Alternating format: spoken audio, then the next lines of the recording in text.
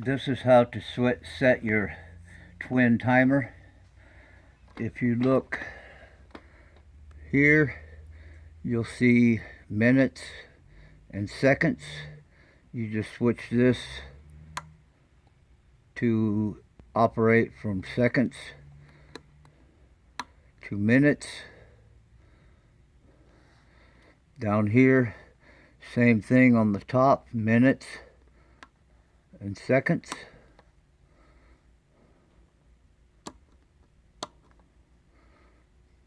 This other button is going to be times 1 or 10. Switch that to whichever you desire. Same thing up here. This dial controls how long the pump stays on. Straight up was going to be about 5 minutes, with this being set on minutes and this being set on 10. You turn this dial down to lower the time, turn it up to increase it. Same thing with this one down here.